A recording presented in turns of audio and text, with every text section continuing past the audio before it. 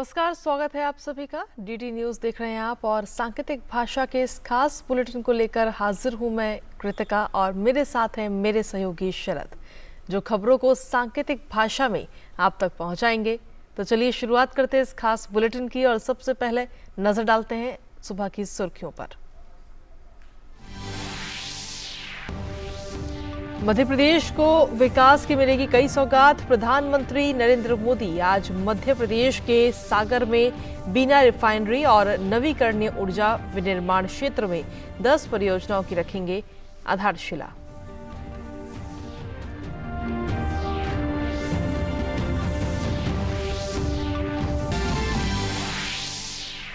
मध्य प्रदेश के बाद प्रधानमंत्री मोदी छत्तीसगढ़ का भी करेंगे दौरा। करीब 6,350 करोड़ रुपए की रेल क्षेत्र की महत्वपूर्ण परियोजनाएं राष्ट्र को करेंगे समर्पित। पीएम रायगढ़ में एक जनसभा को भी करेंगे संबोधित।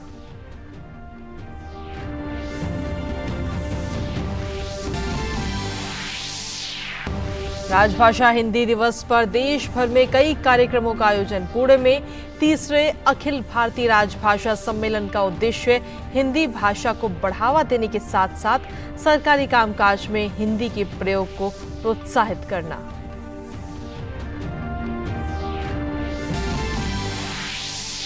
मुंबई में वित्तीय समावेशन पर चौथी G20 वैश्विक साझेदारी बैठक आज से होगी शुरू। बैठक में डिजिटल वित्तीय समावेशन पर होगा मंथन। वहीं वाराणसी में जारी चौथी G20 सतत वित्त कार्य समूह की बैठक का आज दूसरा दिन।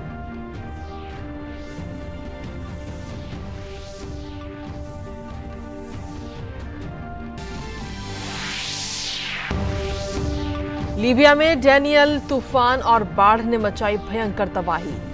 बाढ़ से मरने वालों की संख्या बढ़कर हुई 5,000 के पार। 10,000 लोग लापता। बड़े पैमाने पर रेस्क्यू ऑपरेशन जारी।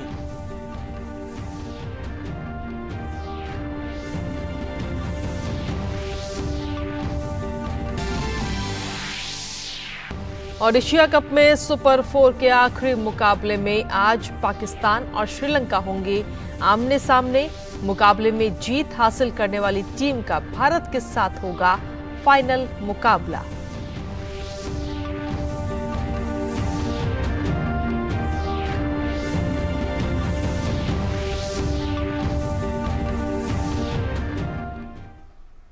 और सांकेतिक भाषा के इस खास बुलेटिन की चलिए इसी के साथ करते हैं शुरुआत।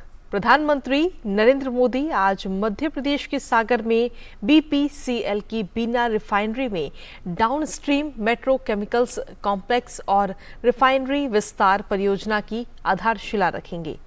BPCL नए भारत की आकांक्षाओं के अनुरूप बीना रिफाइनरी में आधुनिक पेट्रोकेमिकल्स कॉम्प्लेक्स विकसित कर रहा है।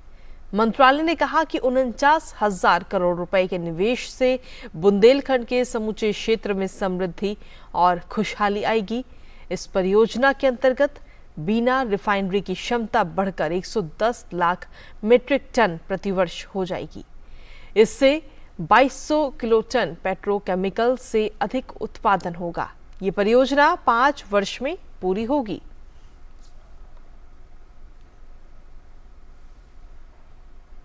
वहीं मध्य प्रदेश के बाद प्रधानमंत्री मोदी छत्तीसगढ़ में करीब 6,350 करोड़ रुपए की रेल क्षेत्र की महत्वपूर्ण परियोजनाओं को राष्ट्र को समर्पित करेंगे।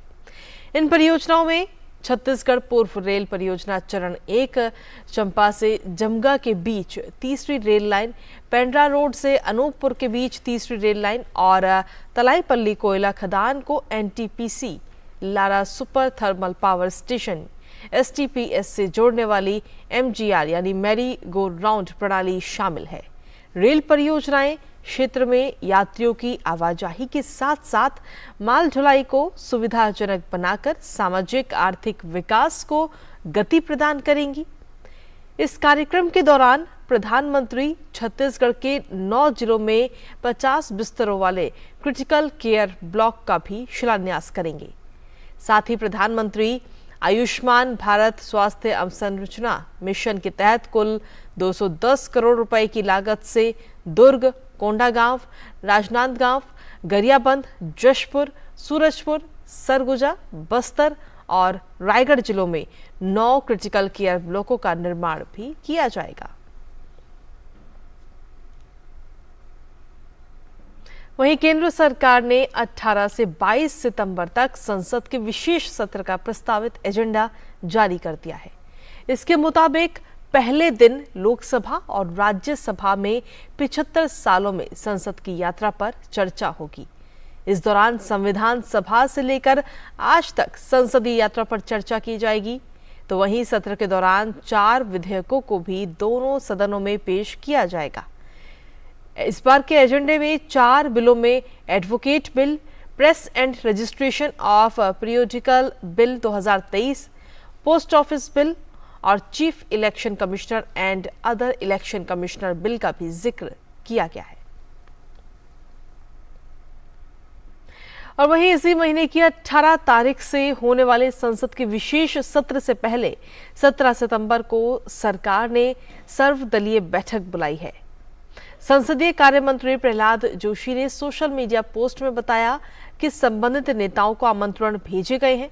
संसद का विशेष सत्र 17 से 22 सितंबर तक चलेगा।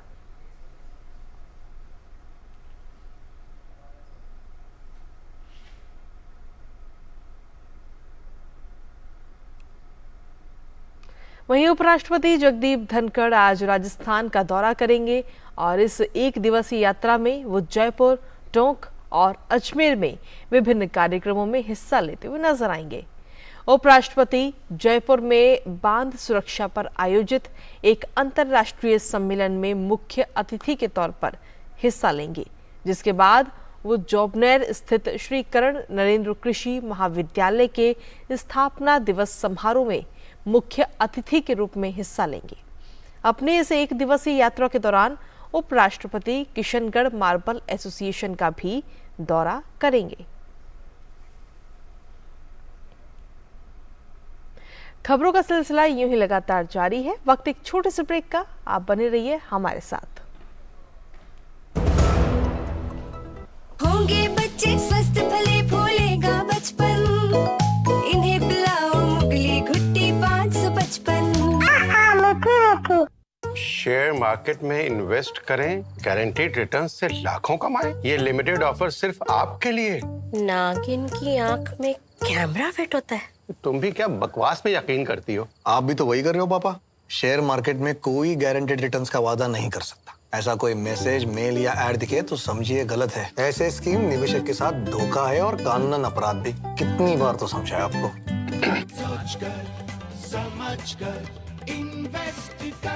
अर्जुन, एग्जाम्स में you made us really proud. अब आगे क्या सोचा है? पापा, मैंने आईआईटी जाना है और इंजीनियर बनना है। Think IIT, think विद्या मंदिर। और ब्रेक के बाद एक बार फिर से स्वागत है आप सभी का। खबरों में वापस रुक करते हैं। जम्मू कश्मीर में अनंतनाग में सेना और आतंकियों के बीच मुठभेड़ में सेना के 2 अधिकारी और जम्मू कश्मीर पुलिस के 1 उपाधीक्षक स्तर के अधिकारी शहीद हो गए। ये मुठभेड़ अनंतनाग जिले के कोकरनाग इलाके में हुई। आतंकियों के खिलाफ ये कार्रवाई मंगलवार शाम शुरू की गई थी, लेकिन इसे रात में रोक दिया गया था। सुबह तलाशी अभियान फिर से शुरू किया गया, जिसके दौरान सुरक्षा दल का नेतृत्व कर रहे कर्नल सहित 3 सुरक्षा अधिकारी गोलाबारी में घायल हो गए।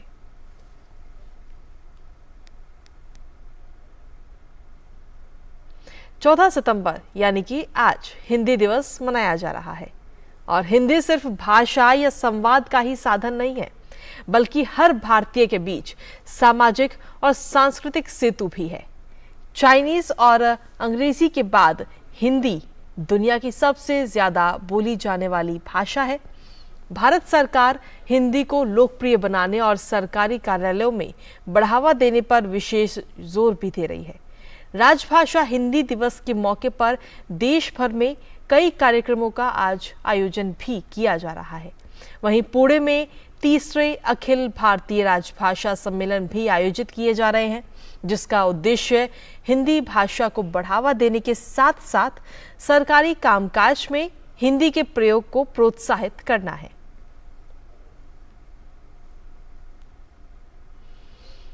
वहीं केंद्रीय जल शक्ति मंत्रालय का जल संसाधन, नदी विकास और गंगा संरक्षण विभाग आज से 2 दिन तक जयपुर में बांध सुरक्षा पर एक अंतर्राष्ट्रीय सम्मेलन आयोजित कर रहा है। इस सम्मेलन में विश्व के जाने माने विशेषज्ञ और अग्रणी व्यक्ति बांध सुरक्षा बढ़ाने की क्षमताओं को मजबूत करने के लिए एकत्रित होंगे। उपराष्ट्रपति जगदीप धनखड़ सुरक्षित और संरक्षित बांधों द्वारा राष्ट्र की समृद्धि सुनिश्चित विषय पर आयोजित इस अंतर्राष्ट्रीय सम्मेलन का उद्घाटन करेंगे। वहीं वित्तीय समावेशन पर चौथी G20 वैश्विक भागीदारी बैठक GPFI आज से 16 सितंबर तक मुंबई में आयोजित की जाएगी। इस बैठक में G20 सदस्य देशों, विशेष आमंत्रित देशों और अंतर्राष्ट्रीय संगठनों के 50 से ज्यादा प्रतिनिधि हिस्सा लेंगे। वहीं बैठक में भारत की G20 की अध्यक्षता के तहत डिजिटल वित्तीय समावेशन और SME वित्त के क्षेत्रों में वित्तीय समावेशन एजेंडा पर चल रहे काम पर चर्चा होगी। इस बैठक से पहले आज सूक्ष्म, लघु और मध्यम उद्योग MSME को सक्रिय करने के लिए डिजिटल सार्वजनिक बुनियादी ढांचे पर एक संगोष्ठी भी आयोजित की जाएगी। इस संगोष्ठी में MSME के तेजी से बढ़ते वित्तीय समावेशन में DPI की भूमिका पर चर्चा की जाएगी। वहीं इस बैठक से अलग डिजिटल और वित्तीय साक्षरता के माध्यम से उपभोक्ताओं को सशक्त बनाने पर एक संगोष्ठी 16 सितंबर को भी आयोजित की जाएगी। इस बैठक में हिस्सा लेने वाले सभी लोग मुंबई में कन्हैया की गुफाएं भी देखने जाएंगे।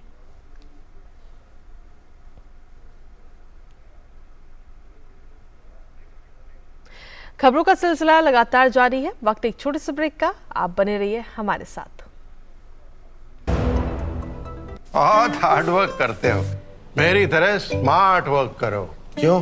लॉटरी लगी है? लॉटरी समझो, शेयर मार्केट की एक मस्त स्कीम में इन्वेस्ट कर रहा हूँ, गारंटीड हाई रिटर्न्स आएंगे। आपके गारंटीड हाई रिटर्न्स कोई करण अर्जुन नहीं है जो जरूर आएंगे। मतलब? बाबा, शेयर मार्केट में जोखिम होता है, कोई भी गारंटीड हाई रिटर्न्स का वादा नहीं कर सकता, ये गैर कानूनी है। अच्छा? हाँ।